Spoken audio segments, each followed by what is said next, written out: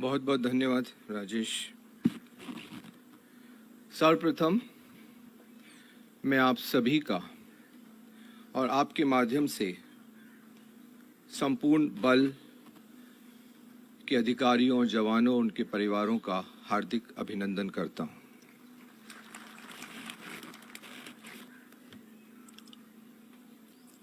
CRPF में जो जोश है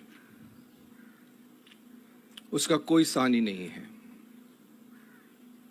और जैसा कि हम उस स्लोगन को बार बार दोहराते हैं, अपना जुनून उसके माध्यम से बताते हैं, मैं उसको दोहराऊंगा, मैं उसको बोलूंगा और आप दोहराएंगे। सीआरपीएफ सदा अजय, सीआरपीएफ सदा अजय, सीआरपीएफ सदा अजय। और अभी हाल ही में हमारे आईजी के शर्मा साहब, ये उनकी बहुत उदारता है कि उन्होंने उसको ये कहा कि डीजी साहब ने स्लोगन बनाया, पर मैं आपसे बताना चाहूँगा कि ये स्लोगन उनके द्वारा सृजित है, के शर्मा साहब द्वारा। जो मैं आपको बोलने जा रहा हूँ और जो कि हमने अभी पिछले कुछ दिनों में दोहराया है, और वो है, जब तक हैं हम राष्ट्र प्रथम, जब तक हैं हम और जब तक है दम, राष्ट्र प्रथम, राष्ट्र प्रथम, राष्ट्र प्रथम। मैं चाहूंगा कि आप शर्मा जी के लिए जोरदार तालियां बजाएं।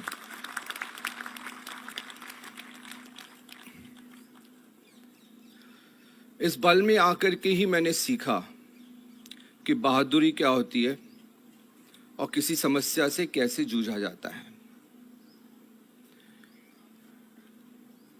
इस बल में आने के बाद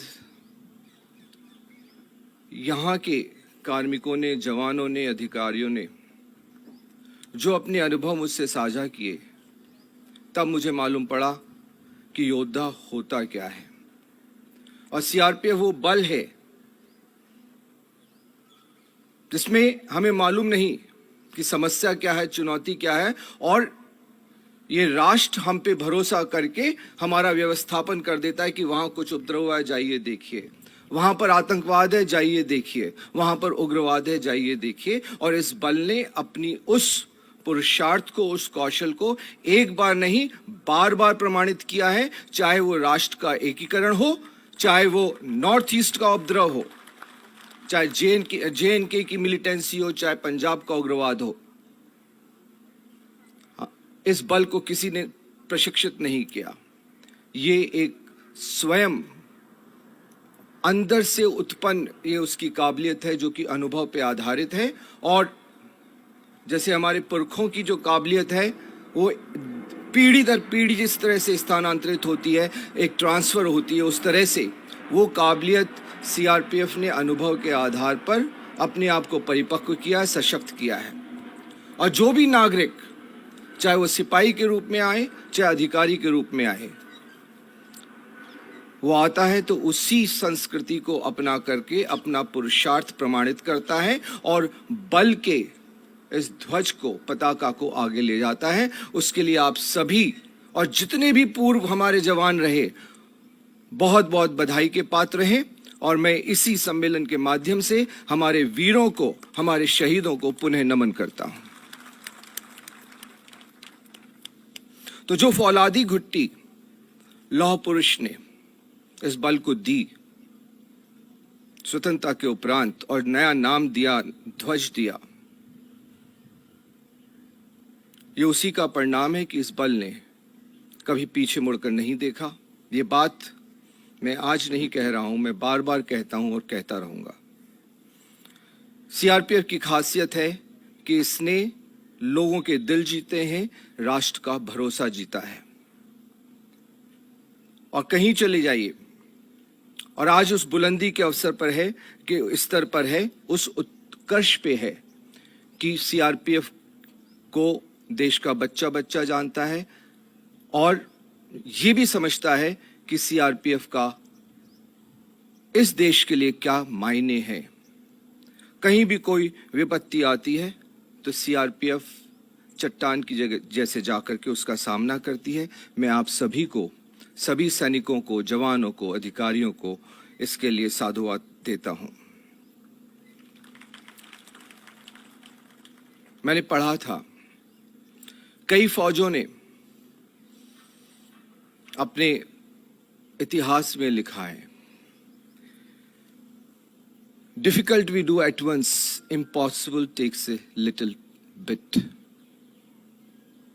कि जो मुश्किल है उसको हम तत्काल करते हैं, जो असंभव है उसको करने में थोड़ा सा तनिक समय लगता है। ये कहने का अंदाज है, लेकिन उसको चरितार्थ होते, उसको सक्रिय रूप से क्रियान्वित होकर मैंने इस बल में देखा है। और जबकि मैं इस बल की मुखिया के रूप में काम करने आया और जबकि मैं आपसे रुखसत ले रहा हूं, मैं इस गर्व के साथ, इस संतोष के साथ आपसे रुखसत ले रहा हूं कि मुझे ऐसा महसूस हो रहा है कि मेरे जीवन का जो अभिप्राय था, जो एक अर्थ एक व्यक्ति जीवन में ढूंढता है, वो अर्थ मुझे सीआरपीएफ में काम करने से उसकी पूर्ति हुई है, वो परिपूर्ण हुआ है। मैं धन्य मानता हूं कि मेरे को सीआरपीएफ में काम करने का मौका मिला। और जो हम हर एक को कहते हैं कि आप अपनी जिंदगी का अर्थ ढूंढिए, अभिप्राय ढूंढिए, उसकी पूर्ति के लिए यह संगठन, यह बल स्वयं एक उत्कृष्ट बल है। और मैं इस मंच से भी आह्वान करूंगा प्रत्येक व्यक्ति का कि यदि राष्ट्र सेवा करनी हो, राष्ट्र पे मर मिटना किसको कहते हैं, तो सीआरपीएफ में आकर देखिए, हमारे जवानों से मिलकर देखिए।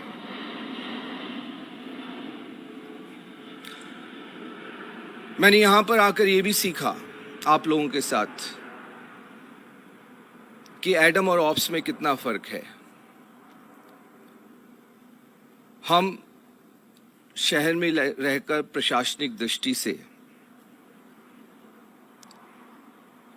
इस बल को चलाने की चेष्टा करते रहे, लेकिन जब फील्ड में जाकर के काम करके देखा तो ये अनुभव हुआ कि जिसको हम एडम बोलते हैं, जिसको हम ऑप्स बोलते हैं, वो एक दूसरे के परिपूरक हो सकते हैं, लेकिन वो एक दूसरे के पर्याय नहीं है। तो ये मैंने सीखा कि ये गलती कभी नहीं करनी चाहिए कि ये एक ऑपरेशनल फोर्स है, इसको प्रशासनिक दृष्टि से चलाने की जिसने भी गलती की उसने कार्य को बाधित ही किया है। इसलिए मैंने कल भी कहा था और मैं आज पुनः दोहराता हूं कि हम इतनी डायनामिक सिचुएशन में काम करते हैं कि जो मैन ऑन द स्पॉट है वो ही कमांडर है, वो ही लीडर है वहां का, वही वहां का डीजी है, वो ही डिसाइड करेगा स्पाइक से बचना है तो क्या करना है, आईडी चल रही है, आईडी लगी है, कैसे चलना है, कैसे नहीं चलना है। प्रशासनिक स्तर पर यहां बैठकर अगर हम एसओपी निर्धारित करेंगे तो वो इतनी अचूक नहीं होगी जितनी कि वो जो खुद व्यक्ति वहां पैदल चल रहा है वो स्वतः अपने लिए एसओपी बनाएगा, जो कि अनुभव पे आधारित है। हम केवल एक न्यूनतम सिद्धांत बता सकते हैं कि किसी भी मार्ग पे गाड़ी कैसे चलानी है, लेकिन हर एक व्यक्ति मार्ग पे जब स्वतः गाड़ी चलाता है तो अपनी स्टाइल, अपनी, वो निर्भर करता है कि वहां पे क्या ट्रैफिक है, कितनी सारी चीजें एक साथ चल रही हैं। तो ये मैंने इस बल में आके सीखा। और जितने जितने मेरे पूर्वाधिकारी हैं, मैं नाम नहीं लेना चाहूंगा, लेकिन अक्सर मैंने उनका जिक्र किया है, जो कि मेरे गुरु रहे हैं। और इस विषय पे मैं आपको कहना चाहूंगा कि for a learner there is a guru at every door step. इसमें कोई रैंक बाधा नहीं है। मैंने सिपाहियों से सीखा है, मैंने इंस्पेक्टर से सीखा है, मैंने पुराने अधिकारियों से सीखा है। तो मैं आपकी जानिब इस सम्मेलन में, जहां एक और उन सभी को साधुवाद करना चाहूंगा जिन्होंने कि मुझे परिचालनिक दक्षता प्रदान की, जिन्होंने कि मुझे प्रशासनिक दक्षता और परिचालनिक दक्षता में भेद करना सिखाया। प्रशासनिक दक्षता अपने आप में महत्वपूर्ण है क्योंकि वो बैक ऑफिस का काम करती है, लेकिन चूंकि वो बैक ऑफिस का काम करती है, वो प्रशासनिक दक्षता सहूलियत प्रदान करे, बाधक ना हो, ये देखना भी बहुत जरूरी है। इसलिए कोई डायकॉटमी नहीं होनी चाहिए। और साथ ही मैं आप लोगों को ये भी बताना चाहूंगा कि हम वरिष्ठ अधिकारी होने के नाते हमारे 2 ही 3 काम हैं कि हम बल के साथ कंधे से कंधा मिलाकर, कदम से कदम मिलाकर के खड़े हों, उनके साथ चलें। वो सफल हो उसके लिए हम क्या सहूलियत प्रदान कर सकते हैं, वो सहूलियत प्रदान करें। और कोई अगर बाधा है जो कि उनको बाधित कर रही है, तो उसको हम कैसे निवारण करें और उसके लिए वैकल्पिक रूप से क्या सशक्तिकरण कर सकते हैं, इस पर ध्यान दें। वो एक वेलफेयर डोमेन है। ये कुछ कार्य ऐसे हैं, यदि हम इसको कर सकते हैं तो ये बहुत ही उत्तम और अच्छा होगा। मैं आज के इस अवसर पर केवल उन चीज़ों का जिक्र कर रहा हूं जो मैंने आप सभी से इस बल से सीखी है, और यदि मैं कहीं भी सफल हो पाया या संतोषजनक योगदान दे पाया तो उसकी वजह वो ही सिखलाई रही है जो कि मैंने इस संगठन से सीखी। उसमें आप सब भी माध्यम रहे। इस बल ने यह भी प्रमाणित किया है कि किस प्रकार एक सिनर्जी जो हम एस्टैब्लिश करते हैं, जब राज्य में जाते हैं सहयोग के लिए, तो राज्य पुलिस, वहाँ पे कार्य कर रही इंटेलिजेंस एजेंसीज या अन्य जितने भी विभाग हैं, उनसे समन्वय स्थापित करके कैसे हम कार्य करें। इस बल ने यह भी प्रमाणित किया है कि कैसे हम वर्टिकली ऑर्गेनाइजेशन के अंतर्गत अगर पूरी लीडरशिप, चाहे वो टॉप लेवल हो, मिडिल लेवल हो या कटिंग एज लेवल पे हो, एकजुट हो जाती है तो कोई भी कार्य करना असंभव नहीं होता। वो एक जो ताकत आती है, पता नहीं कहाँ से आती है, लेकिन वो इस बल की खासियत है, और मैं उसके लिए आप सभी को पुनः बहुत बहुत बधाई देता हूं। एक चीज और जो मैंने सीखी, वो सीखी अडेप्टेबिलिटी। और सबसे बड़ा उदाहरण आप सबने दिया, वो दिया कोरोना के काल में। किसी को नहीं मालूम, हम लोगों को भी नहीं मालूम ये है क्या, क्या होगा, सब पढ़ पढ़ के अंदाज लगा रहे हैं। लेकिन हम लोगों ने न्यूनतम आवश्यक जितना था, और बहुत अच्छी बात है, हम लोग आते हैं देश के हर कोने से आते हैं, और सब लोग ग्रामीण क्षेत्र से भी हैं, शहरी क्षेत्र से भी हैं।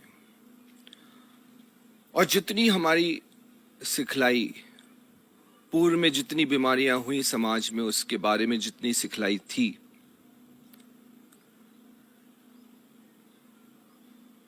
उसके आधार पर हम लोगों ने अपने न्यूनतम मानक स्वयं स्थापित किए। इसके पहले कि दूसरी चीजें शोध के बाद आती। और सबसे बड़ी चीज जिसको कि मैं अक्सर कहता हूं कि जो पूरी सृष्टि है, जो सिस्टम है, वो बहुत बड़ी ताकत से चल रहा है। और उसमें यह है कि अगर हम दूसरे के लिए जीते हैं, वासुदैव कुटुंबकम के सिद्धांत पर जो हमारे पूर्वजों ने दिया, उसमें विश्वास रखते हैं, तो ये सृष्टि भी सहयोग करती है।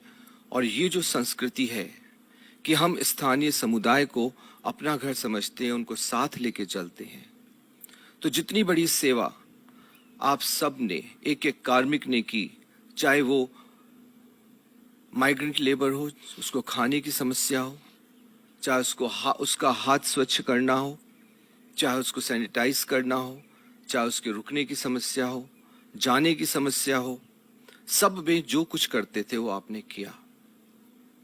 और मैं ये समझता हूं कि इस बल की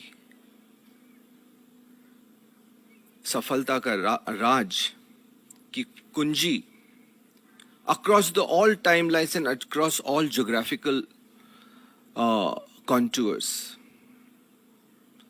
जितने भी काल सीमाएं हैं स्वतंत्रता से लेके अभी तक, और जितनी भी भौगोलिक विषमताओं में हमने काम किया, वहां पे हमें सफल होने का, अगर कोई मुझसे पूछे कि आपने इतने साल काम किया सीआरपीएफ में, तो उसकी सफलता का राज एक ही राज है हमारा, कि हम स्थानीय नागरिकों को साथ लेके चलते हैं। उसको हम अपने आप को उस समुदाय का अंग समझते हैं और उस समुदाय को अपने परिवार का अंग समझते हैं। ये सबसे बड़ी खासियत है।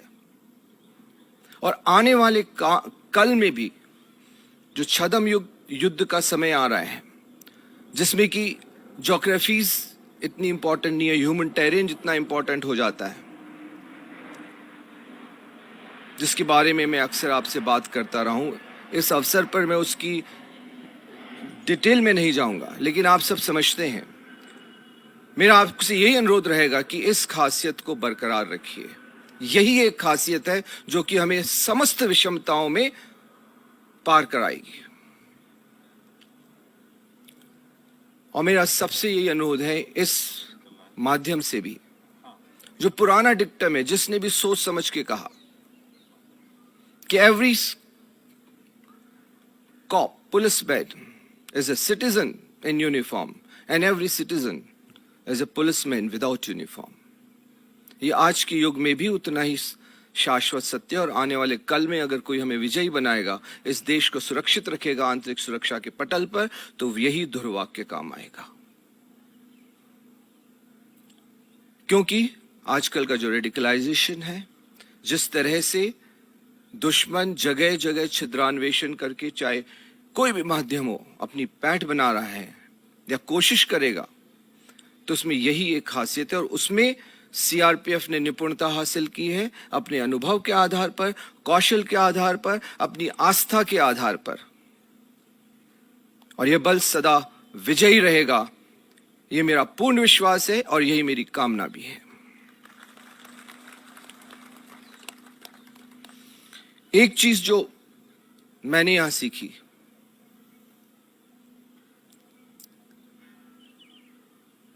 और जिन अधिकारियों ने मेरे साथ श्रीनगर में भी काम किया, असम में भी काम किया, उन्होंने मुझे सिखाया, हालांकि वो रैंक में मेरे से जूनियर थे, तो यही बोलते थे कि sir, moment you give your 100% to the cause, your mind will start functioning like anything. Mind का काम ही आइडिया देना, माइंड का काम ही है कि आपको रास्ता बताए, लेकिन माइंड को ये पकावट होनी चाहिए कि आप वाकई इसमें रुचि रखते हैं। आप कुछ भी बोलें, लेकिन आपका अंतर्मन जानता है कि आप कितने सीरियस हैं। अंतर्मन से आप नहीं छुपा सकते कोई भी चीज। और मैं आज नाम लूंगा, चाहे वो सहोटा साहब रहे हों, चाहे जीजे सिंह रहे हों, दोनों ने मुझे अलग अलग समय में, और ये मैंने बहुत दफे करके देखा, जब भी कोई समस्या आई, उसका समाधान, समस्या की जो बोलते हैं, समस्या की कोख से ही उसका समाधान निकलता है।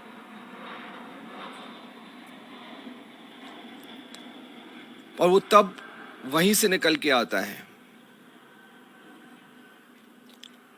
और ये मेरी सिखलाई, मैं अपने अनुभव के आधार पे कह सकता हूं, चाहे कोई समस्या आए, मेरे कार्यकाल में भी कहीं पे भी मुझे भेजा गया, कोई भी काम करने को कहा गया, और मैंने जिन साथियों का तो केवल उदाहरण के तौर पे नाम लिया, उसका मतलब ये नहीं है कि बाकी लोगों ने मेरा साथ नहीं दिया। मैंने केवल उदाहरण के लिए, मैं नाम नहीं देना चाह रहा था, लेकिन फिर भी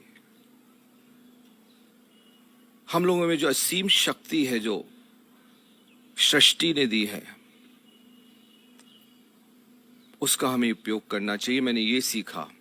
और मालूम नहीं रहता कि क्या समस्या कैसे समाधान होगा, लेकिन जब आपका अंतर्मन जानता है कि आप वाकई इच्छुक हैं, तो पता वो मशीन काम करने लग जाती है। और फिर आपको तरह तरह से शाम तक, दोपहर तक, तरह तरह की आपको, और ये आप सबका अपना अनुभव है अपनी निजी जीवन में। और मैं अक्सर उदाहरण देता हूं, चाहे वो आपकी माता की बीमारी हो, चाहे बच्चे की पढ़ाई हो, जिसमें आप रुचि रखते हैं, चाहे आपको अपने किसी परिजन से मिलने जाना हो, चाहे रिजर्वेशन हो या ना हो, आपका दिमाग आपको कोई ना कोई रास्ता बता देता है और आपका शरीर भी साथ देता, उस वक्त आपको ये नहीं लगता कि मैं एक टांग पे जा रहा हूं, मैं सो पाया कि नहीं पाया, भूखा पेट हूं नहीं, लेकिन आपके मन में एक उमंग होती है जो कि आपको खींच के ले जाती है और रात भर आप जैसे तैसे पहुंच जाते हैं। ये वही दिमागी शक्ति है। ये मैंने सीखा और सीखने के बाद मैंने इसको बार बार अपना करके देखा और मैं आप सभी का और इस बल का ऋणी रहूंगा कि मुझे सही जीवन जीने का अगर मार्ग प्रशस्त हुआ, किसी ने बताया, तो वो इस बल में रह करके ही मैं अचीव कर पाया।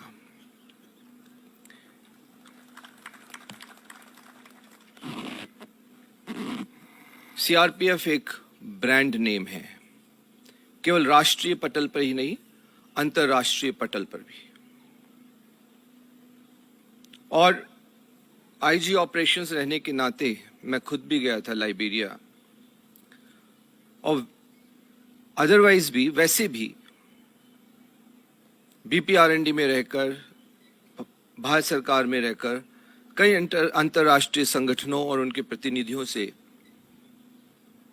मेरी बात होती रही और हमेशा ये गर्व का विषय रहा कि अंतर्राष्ट्रीय पटल पर भी सीआरपीएफ ने अपना एक स्थान बनाया है और बहुत आदर से, बहुत ही सम्मान से एक कुशल फौज के रूप में यह बल जाना जाता है। मैं इस अवसर पर और कुछ नहीं कहते हुए आप सभी को हमेशा सफल रहने, खुश रहने की दुआएं देता हूं, शुभकामनाएं देता हूं। और खुश रहना ये हमारी आंतरिक स्थिति है। हम अपने अंतर्मन को किस चीज से जोड़ते हैं, किस चैलेंज, चुनौती से जोड़ते हैं, और ये भी सीआरपीएफ के ही एक अधिकारी का वाक्य था कि साहब, और उनका ये कहना था कि ओनली वे ऑफ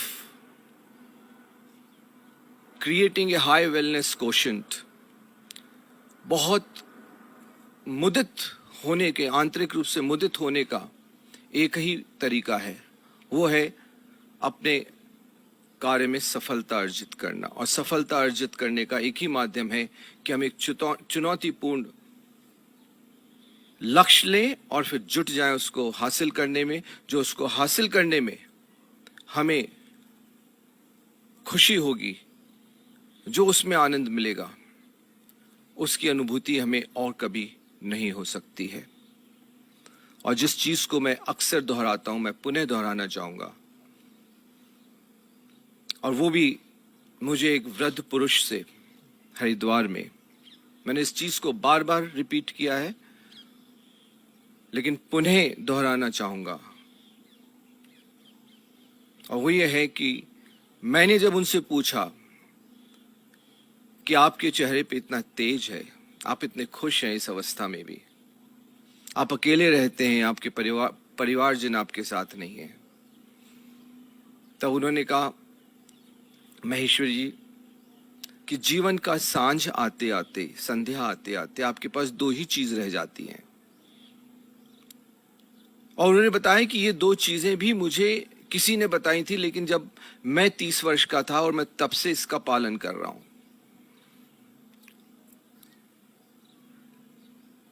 मैंने कहा, मान्यवर, जो भी है आप बताइए, मैं आज ही से उसको प्रारंभ करता हूं। क्योंकि जीवन में कोई भी चीज है, आप, जीवन की एक खासियत है कि कोई भी अध्याय कभी कहीं से भी आप शुरू कर सकते हैं। हर पल एक नया एहसास होता है, हर पल, क्योंकि वो जिंदगी जितनी है उसी पल में है, ना पास्ट में है जो कभी आएगा नहीं, ना फ्यूचर में है जिसके हम केवल सपने बुन सकते हैं, लेकिन यथार्थ जो है वो इसी पल है। You are the best people, you are the bravest people I am talking to you, ये एक रियलिटी है। तो जब मैंने उनसे कहा तो उन्होंने कहा कि दो ही चीज आपके पास रहती है, एक अच्छा स्वास्थ्य और एक अच्छे अनुभव। वही चीज मैं आपको भी बताना चाहूंगा, शेयर करना चाहूंगा। कि अपने स्वास्थ्य का ख्याल रखें और उसके लिए ज़्यादा कुछ करने की ज़रूरत नहीं है। जो हमारे पूर्व महात्मा कह गए हैं, मध्य मार्ग चलिए, मध्य मार्ग पे चलें तो भी हम अपना अच्छा स्वास्थ्य रख सकते हैं। और अच्छे अनुभव, अच्छे कार्य, चुनौतीपूर्ण कार्य करने से, मानवीय कार्य करने से, जिसमें कि ये बल स्वयमेव दक्ष है। इन्हीं शब्दों के साथ मैं आपका पुनः पुनः आभार व्यक्त करता हूं। मेरे नेतृत्व में कई कमियां रही होंगी, मैं मानता हूं। मैं अपने आप में पूर्ण नहीं हूं। उसके लिए मैं पुनः आपसे संपूर्ण बल से क्षमा याची हूं। लेकिन मैं यह आश्वस्त करना चाहूंगा कि मेरा एक एक पल मैंने बल के हित में सोचा और उस कार्मिक के हित में सोचा जो कि धरातल पर कार्य कर रहा है। उस आखिरी व्यक्ति के हित में मैंने कार्य किया है। और इस प्रक्रिया में मेरे व्यवहार में, मेरे निर्णय में कई दोष रहे होंगे, मैं मना नहीं करता।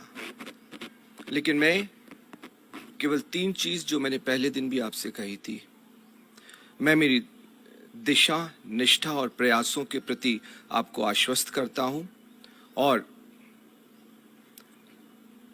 आप के हर परिवारजन और आपकी खुशी की कामना करता हूं। जय हिंद, जय भारत, जय सीआरपीएफ।